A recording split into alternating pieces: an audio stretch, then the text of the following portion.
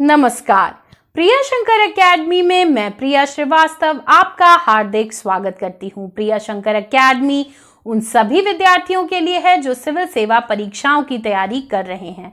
इस एकेडमी में हम हिस्ट्री, ज्योग्राफी, पॉलिटी और इसके साथ ही साथ समसामयिक विषयों पर आधारित करंट विषय का अध्ययन करेंगे। इसके साथ ही एक दिवसीय परीक्षाओं में पूछी जाने वाली हिंदी भाषा का अध्ययन भी इसी एकेडमी पर कराया जाएगा। अध्ययन अध्यापन की श्रृंखला को जारी रखते हुए हम पढ़ रहे हैं एम लक्ष्मीकांत सर की बुक भारतीय राज्य व्यवस्था को, जिसके अंतर्गत आज हम पढ़ेंगे अध्याय 5 संघ और इसका क्षेत्र। इससे पहले के अध्यायों पर बनी वीडियोस आप प्लेलिस्ट पर जाकर देख सकते हैं। तो आइए शुरू करते हैं अपनी इस क्लास को।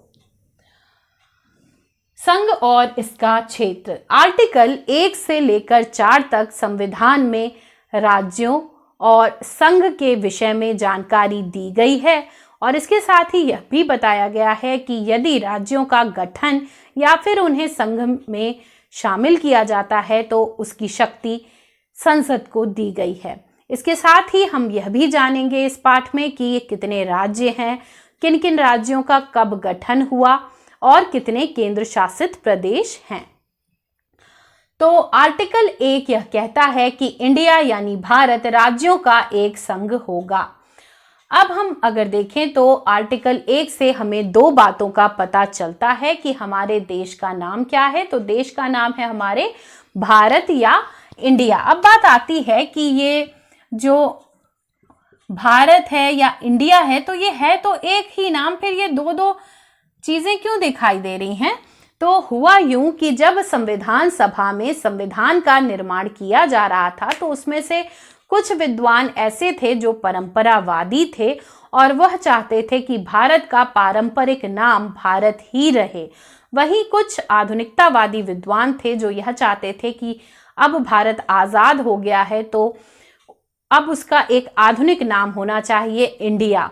ऐसे में सर्वसम्मति बनती है और दोनों ही नामों को स्वीकृति दी जाती है और इसीलिए हमें यहाँ पर यह अनुच्छेद इस रूप में दिखाई पड़ता है कि इंडिया यानी भारत राज्यों का एक संघ होगा। तो इस अनुच्छेद से हमें एक तो यह पता चला कि देश का नाम क्या है, भारत या इंडिया, या भारत यानी इंडिया या भारत जो कि इंडिया है ना।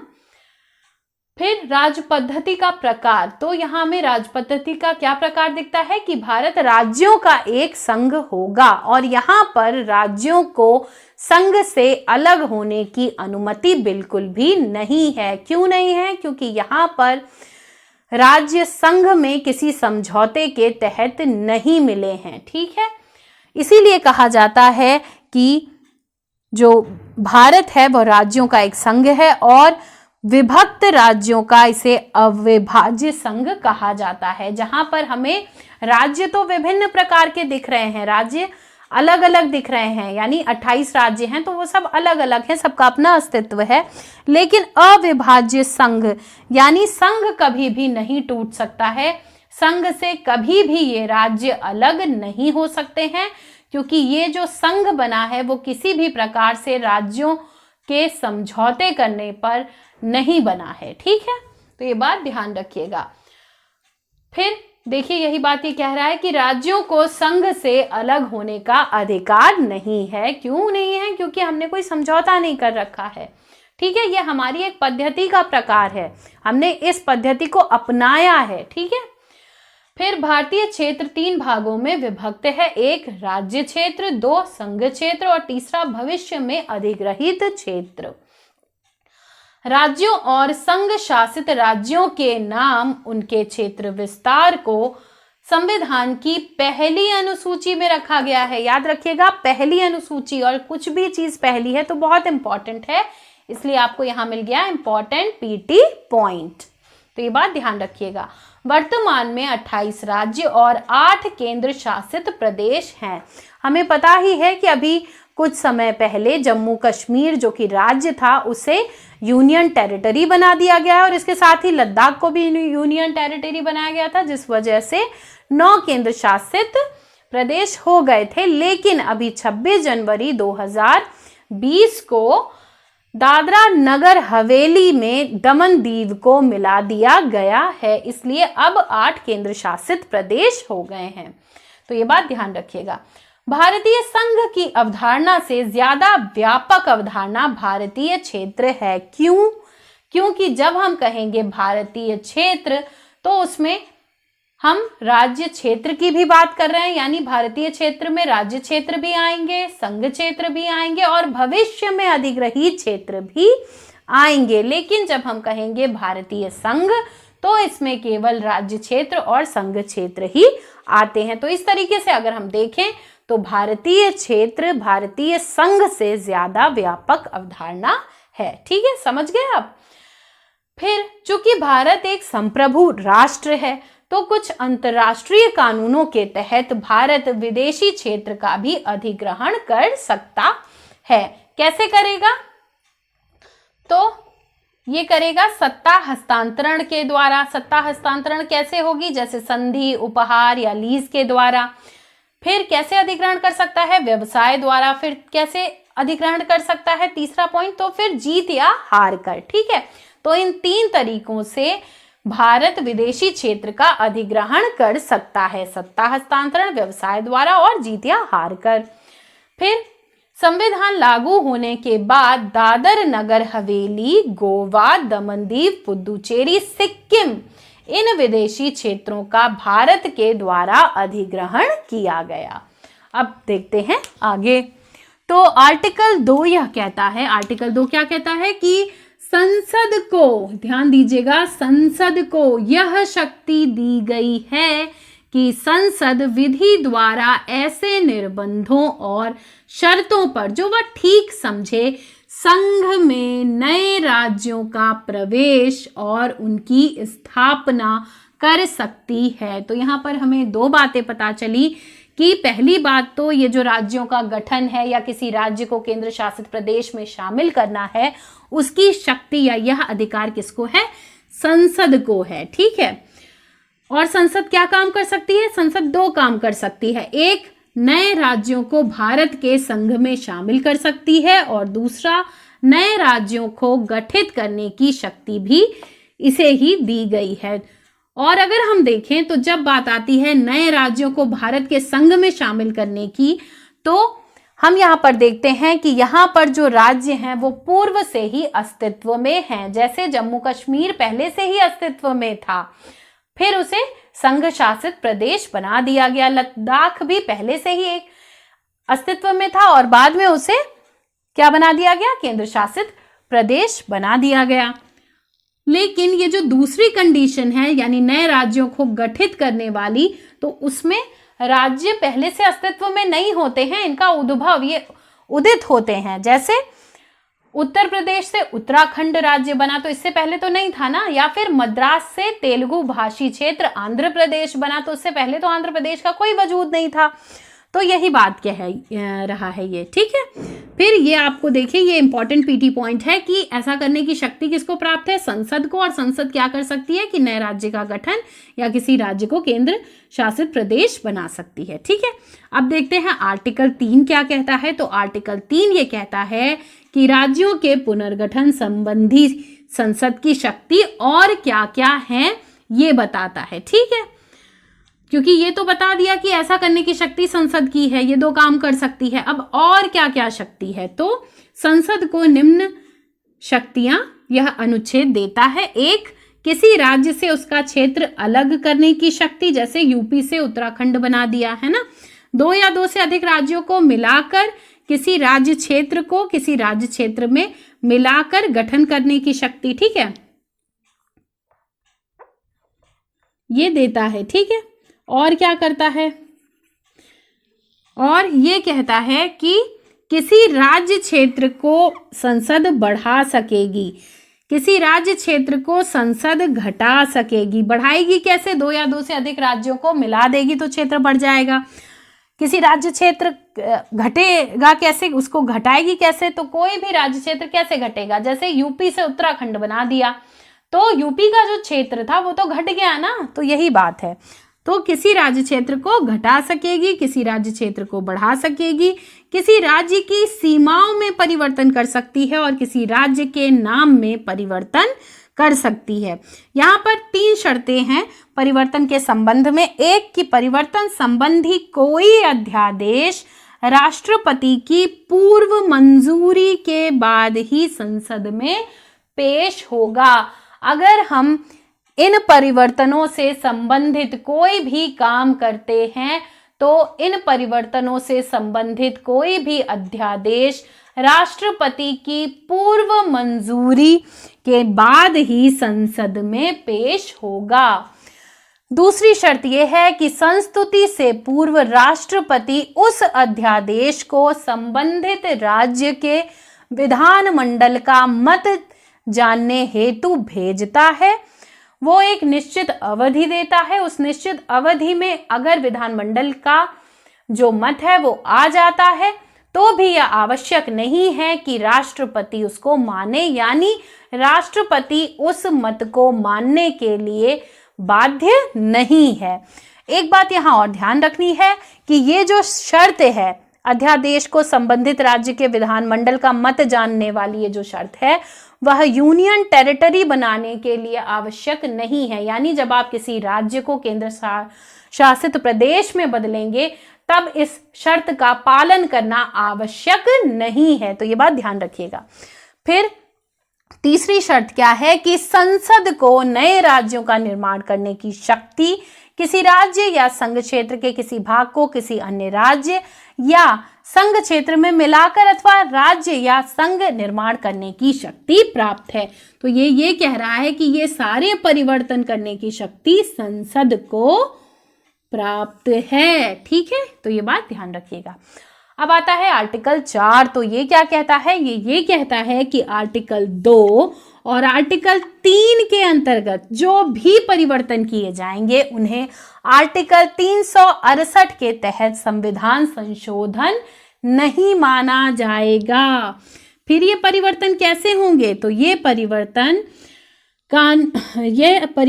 एक सामान्य बहुमत द्वारा साधारण विधायी प्रक्रिया के जरिए पूरे किए जाएंगे या पारित किए जाएंगे। तो इस तरीके का जो कानून होगा वह एक सामान्य बहुमत द्वारा साधारण विधायी प्रक्रिया के जरिए पारित किया जाएगा। यानी इसके लिए हमें विशेष बहुमत या फिर राज्य के विधानमंडलों की आधे से अधिक की जो अनुमति होती है वह आवश्यक नहीं है। ठीक है, सारांशतः अगर हम देखें तो भारत राज्यों का एक संघ है, ये हमने ये बातें जानी है। ठीक है, कि भारत राज्यों का एक संघ है और विभक्त राज्यों का अविभाज्य संघ है, ये मैंने आपको बताया ही है। तो अब हम एक समराइज वे में देख रहे हैं कि हमने इसमें क्या क्या चीजें जानी। दूसरी बात हमने क्या जानी कि भारतीय क्षेत्र में परिवर्तन से संबंधित शक्ति किसको है? संसद को है। फिर आर्टिकल 2-3 के द्वारा किए गए जो परिवर्तन है, यानी आर्टिकल 2 और 3 के द्वारा, यानी किसी राज्य का अगर गठन किया जा रहा है या किसी राज्य को केंद्र शासित प्रदेश में बदला जा रहा है या फिर किसी राज्य क्षेत्र की सीमा घटाई जा रही है या फिर किसी राज्य क्षेत्र की सीमा बढ़ाई जा रही है या किसी राज्य का नाम बदला जा रहा है या कि फिर किसी राज्य की सीमाओं में परिवर्तन किया जा रहा है, तो ये सारे जो परिवर्तन किए जा रहे हैं उसके लिए आर्टिकल 368 द्वारा संविधान संशोधन की प्रक्रिया आवश्यक नहीं है। फिर अगली बात हमने क्या जानी कि संविधान की पहली अनुसूची में संघ एवं राज्य क्षेत्र से संबंधित बातें शामिल हैं। तो पहली अनुसूची में भी संघ और उसके राज्य से क्षेत्र से संबंधित बातें बताई गई हैं। तो पहली अनुसूची इन्हीं से संबंधित है। चलिए स्क्रीनशॉट ले लीजिए, फिर आगे पढ़ते हैं।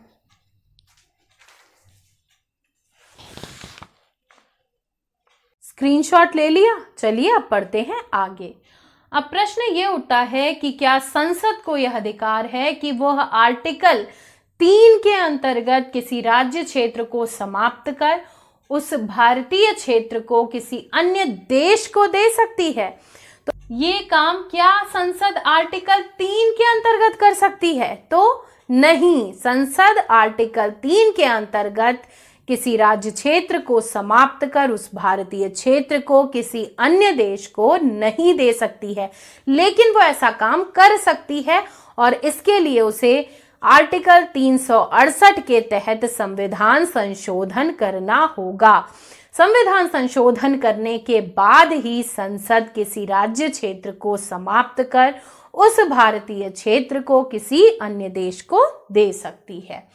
अब ये विवाद उठता कैसे है, तो बेरूबाड़ी संघ जो कि भारत का हिस्सा था, अब उस पर यह बात उठने लगती है कि बेरूबाड़ी संघ पर पाकिस्तान का नेतृत्व हो।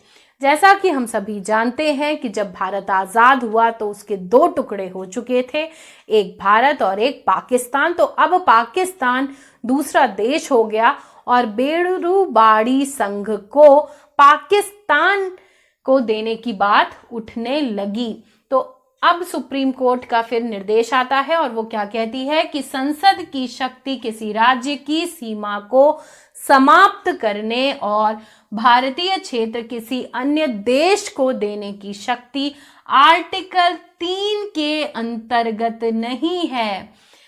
इसके लिए पहले आर्टिकल 368 के तहत संविधान संशोधन करना होगा।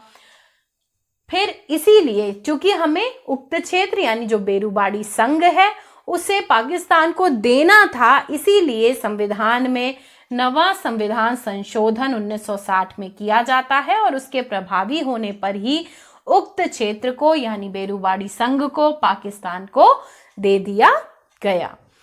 ठीक है। फिर 1969 में सुप्रीम कोर्ट यह व्यवस्था बनाती है कि भारत और अन्य देश के बीच सीमा संबंधी विवाद को हल करने के लिए संविधान संशोधन की आवश्यकता नहीं है। यह कार्य कार्यपालिका द्वारा किया जा सकता है। यानी अगर सीमा संबंधी कोई विवाद भी उत्पन्न होगा, चाहे वो भारत और पाकिस्तान की सीमा संबंधी विवाद हो, भारत चीन का सीमा संबंधी विवाद हो, तो अगर सीमा संबंधी विवाद कोई उठता है तो उसे हल करने के लिए भी संविधान संशोधन की आवश्यकता नहीं है। उसके लिए यह काम कार्यपालिका द्वारा किया जा सकता है। तो कब कब आवश्यकता होगी हमें संविधान संशोधन की, तो केवल एक मामले में होगी, और वो कब, जब हम किसी भारतीय क्षेत्र को किसी अन्य देश को देंगे। ठीक है। और अगर लेने की बात होगी कि क्या भारत किसी विदेशी क्षेत्र का अधिग्रहण कर सकता है, तो चूंकि भाई भारत संप्रभु राष्ट्र है तो वह किसी विदेशी क्षेत्र का भी अधिग्रहण कर सकता है। ठीक है। लेकिन दे नहीं सकता, तब तक नहीं दे सकता जब तक संविधान संशोधन ना किया जाए। ठीक है।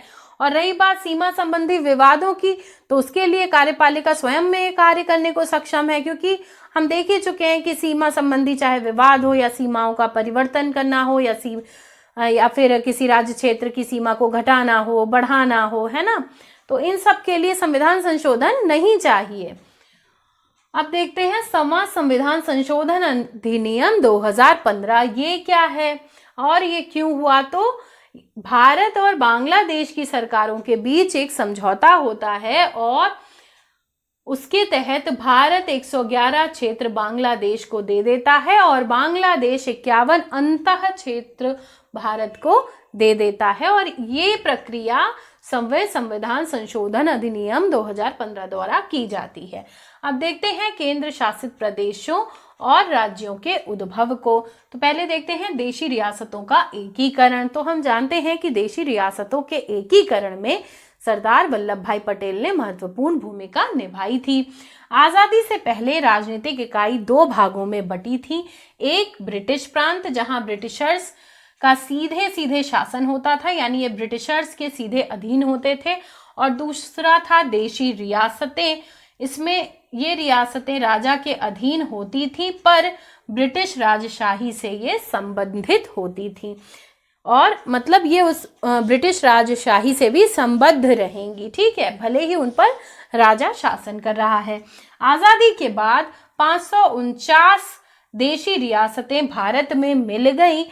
3 देशी रियासतें बच जाती हैं, यानी जो विलय को तैयार नहीं होती हैं। तो कुल रियासतें थी 552, जिनमें से 549 जो हैं वो देशी रियासतें भारत में मिल जाती हैं आज़ादी के बाद, लेकिन 3 नहीं राजी होती हैं विलय करने के लिए, और ये थी जूनागढ़, हैदराबाद और जम्मू कश्मीर। आगे चल के जूनागढ़ को जनमत संग्रह, हैदराबाद को पुलिस कार्यवाही और जम्मू कश्मीर को विलय पत्र पर साइन कराकर एक कर लिया जाता है। तो जूनागढ़ जनमत संग्रह से याद रखिएगा, ठीक है। अब देखते हैं धर आयोग और जेवीपी समिति।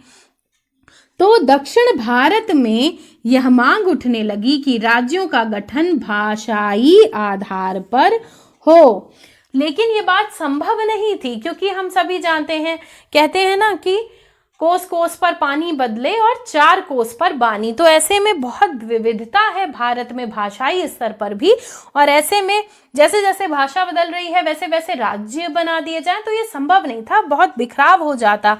कहाँ एकीकरण किया गया रियासतों का और कहाँ फिर से बांट दिया जाए, तो ये संभव नहीं था।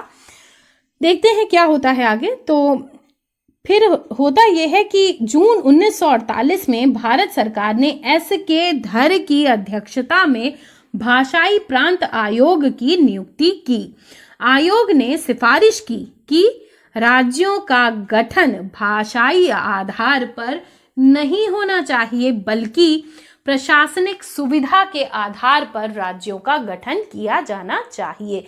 यानी अगर किसी राज्य को संचालित करने में प्रशासनिक दिक्कतों का सामना करना पड़ रहा है तो उसके लिए प्रशासनिक सुविधा की दृष्टि से किसी राज्य का गठन किया जा सकता है। 1948 में एक अन्य प्रांतीय समिति जेवीपी समिति का गठन किया जाता है। जेवीपी समिति, तो इसमें जवाहरलाल नेहरू, वल्लभ भाई पटेल और पट्टाभी सीतारमैया होते हैं, और इन्हीं के नामों के पहले पहले अक्षर से बना आपका जेवीपी समिति, ठीक है। यही 3 होते हैं इसमें। अप्रैल 1949 में यह अपनी रिपोर्ट पेश करती है, और रिपोर्ट में ये कहती है कि राज्यों के पुनर्गठन का आधार भाषा नहीं होनी चाहिए। यानी जो धर आयोग है वो भी ये बात मानता है कि राज्यों के गठन का आधार भाषा नहीं होनी चाहिए, और जो जेवीपी समिति है वो भी यही मानती है कि राज्यों के गठन का आधार भाषा नहीं होनी चाहिए। फिर 1950 में भारतीय संविधान ने भारतीय संघ के राज्यों को 4 भागों में विभक्त किया। ये कौन कौन से राज्य हैं, इनकी कैटेगरी बना दी क ख ग घ में। और ये इसमें कौन कौन से आते थे, तो क कैटेगरी में आते थे वह राज्य जहां ब्रिटिश भारत में गवर्नर का शासन होता था। ख जो कैटेगरी थी उसमें वह राज्य आते थे जहां शाही शासन था, यानी जहां राजशाही हुआ करती थी। ग कैटेगरी में वह राज्य आते थे जहां केंद्रीकृत प्रशासन था, और घ में अंडमान और निकोबार द्वीप समूह को रखा गया था। अक्टूबर 1953 में भारत सरकार भाषाई आधार पर राज्य का गठन करने हेतु मजबूर हो गई, जब मद्रास से तेलुगु भाषी क्षेत्र आंध्र प्रदेश को अलग करना पड़ा। आंध्र प्रदेश को क्यों अलग करना पड़ा? चूंकि यहाँ पर कांग्रेसी कार्यकर्ता थे श्री रामलू, और वह 56 दिनों की भूख हड़ताल करते करते मर जाते हैं, और तब यह एकदम प्रोटेस्ट तूफान पे आ जाता है और सरकार मजबूर हो जाती है मद्रास से तेलुगु भाषी क्षेत्र आंध्र प्रदेश बनाने के लिए। फिर आता है आपका फजल अली आयोग। क्यों आता है? क्योंकि जैसे ही 1953 में आंध्र प्रदेश का गठन होता है, और जैसे ही आंध्र प्रदेश का गठन होता है, सीधी सी बात है, अन्य क्षेत्रों की भी भाषाई आधार पर राज्य गठन करने की मांग उठने लगती है, और इसीलिए आता है फजल अली आयोग दिसंबर 1953 में, कि अन्य क्षेत्रों की जो भाषाई आधार पर मांग बढ़ रही है उसी के संबंध में यह आता है। इसके अध्यक्ष होते हैं फजल अली, और 2 और सदस्य होते हैं। कुल मिला के 3 सदस्य हैं, एक फजल अली, दूसरा KM पणिक्कर और HN कुंजरू। 1955 में यह अपनी रिपोर्ट पेश करता है, और यह मानता है कि राज्यों के पुनर्गठन का मुख्य आधार भाषा होनी चाहिए, लेकिन एक भाषा एक राज्य के सिद्धांत को यह अस्वीकार कर देता है। कहता है कि ये पॉसिबल नहीं है कि एक भाषा एक राज्य बनाया जाए, लेकिन हाँ, राज्य के गठन का मुख्य आधार भाषा होनी चाहिए। ठीक है, अब ये राज्य गठन हेतु 4 कारक बताता है। क्या? कि देश की एकता एवं सुरक्षा और संरक्षण, दूसरा भाषाई एवं सांस्कृतिक एकरूपता, वित्तीय आर्थिक प्रशासनिक तर्क भी देता है कि अगर इस तरह की दिक्कतें हो रही हो तो आप राज्य का गठन कर सकते हैं, और प्रत्येक राज्य एवं पूरे देश में लोगों के कल्याण की योजना और उसका संवर्धन किया जाए। अब इसके तहत जो 4 प्रकार के राज्य थे, यानी ये क ख ग घ, ये जो 4 कैटेगरीज थी वो समाप्त कर दी जाती हैं। किसके अंतर्गत? हाँ, फजल अली आयोग के अंतर्गत। ठीक है, और क्या की होता है फिर? अब इसमें 16 राज्यों और 3 यूनियन टेरिटरीज, यानी 16 यहाँ पर स्टेट्स हैं और 3 यूनियन टेरिटरीज हैं, तो आपके 16 राज्य और 3 केंद्र शासित प्रदेश हो जाते हैं। ठीक है, इसको आप स्क्रीनशॉट ले लीजिए, उसके बाद आगे पढ़ाते हैं। स्क्रीनशॉट ले लिया, चलिए अब पढ़ते हैं आगे। तो हमने आपको बताया था कि 1953 में मद्रास से तेलुगु भाषी क्षेत्र को अलग करके आंध्र प्रदेश राज्य बना दिया जाता है, और फिर 1960 में बंबई को 2 भागों में विभक्त कर 2 राज्य और बना दिए जाते हैं, जहां मराठी भाषी लोगों के लिए महाराष्ट्र बनता है, वहीं गुजराती भाषी लोगों के लिए गुजरात राज्य को बना दिया जाता है। 1961 में गोवा, दमन एवं दीव, इन तीनों को पुलिस कार्यवाही द्वारा अधिग्रहित कर लिया जाता है, और 12वें संविधान संशोधन 1962 द्वारा इसे संघ शासित क्षेत्र के रूप में प्रतिस्थापित किया गया। 1987 में गोवा एक पूर्ण राज्य बना दिया गया। अब देखते हैं पुदुचेरी के बारे में। तो 1954 में फ्रांस ने पुदुचेरी को भारत को सौंप दिया, और 1962 तक पुदुचेरी का शासन अधिग्रहित क्षेत्र की तरह चलता रहा। 14वें संविधान संशोधन अधिनियम द्वारा इसे संघ शासित क्षेत्र बना दिया गया। 1963 में नागा पहाड़ियों और असम के त्वेन सांग क्षेत्र को मिलाकर नागालैंड राज्य का गठन भारत के 16वें राज्य के रूप में किया गया। अब देखते हैं हरियाणा और चंडीगढ़ के बारे में। तो पंजाब से हरियाणा और चंडीगढ़ बनाए जाते हैं, जहां हरियाणा 17वें राज्य के रूप में बनाया जाता है, वहीं चंडीगढ़ केंद्र शासित प्रदेश बनता है, और यह परिवर्तन 1966 में होता है। 1971 में हिमाचल प्रदेश, जो कभी केंद्र शासित प्रदेश हुआ करता था, उसे एक राज्य के रूप में बना दिया जाता है। ठीक है, फिर 19वें राज्य के रूप में मणिपुर, 20वें राज्य के रूप में त्रिपुरा, 21वें राज्य के रूप में मेघालय 1972 में प्रकाश में आते हैं, और 1975 में 22वें राज्य के रूप में सिक्किम उभरता है। 23वें राज्य के रूप में मिजोरम, 24वें राज्य के रूप में अरुणाचल प्रदेश, और 25वें राज्य के रूप में, चूंकि गोवा पहले केंद्र शासित प्रदेश था, तो अब 1987 में गोवा को राज्य बना दिया गया था। तो 1987 में मिजोरम, अरुणाचल प्रदेश और गोवा, ये 3 राज्य के रूप में उभरते हैं। 2000 में मध्य प्रदेश से कुछ भाग अलग करके छत्तीसगढ़ 26वें राज्य के रूप में उभरता है। वहीं उत्तर प्रदेश का कुछ भाग अलग करके उत्तराखंड 27वें राज्य के रूप में उभरता है, और इसी के साथ 2000 में ही बिहार का कुछ भाग अलग करके झारखंड बनता है, और यह 28वें राज्य के रूप में उभरता है। तेलंगाना 2014 में 29वें राज्य के रूप में उभरता है, और यह आंध्र प्रदेश से कुछ भाग अलग करके बनता है।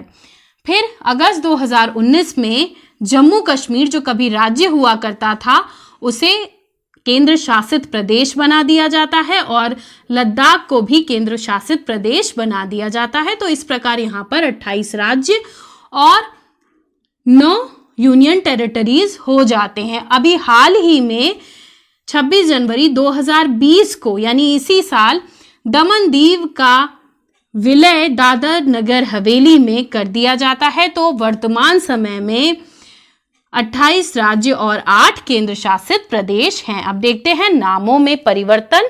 तो कब किन किन राज्यों का नाम बदला ये देख लेते हैं। तो 1950 में पहली बार संयुक्त प्रांत का नाम बदलकर उत्तर प्रदेश कर दिया गया। 1969 में मद्रास का नाम बदलकर तमिलनाडु कर दिया गया और 1973 में मैसूर का नाम बदलकर कर्नाटक कर दिया गया। इसी साल यानी 1973 में ही लंकादीप, मिनिकॉय एवं अमीन दीव का नाम लक्षद्वीप कर दिया गया। 1992 में संघ शासित क्षेत्र दिल्ली का नाम बदलकर राष्ट्रीय राजधानी क्षेत्र दिल्ली कर दिया गया और ये 69वें संविधान संशोधन 1969 के द्वारा किया गया।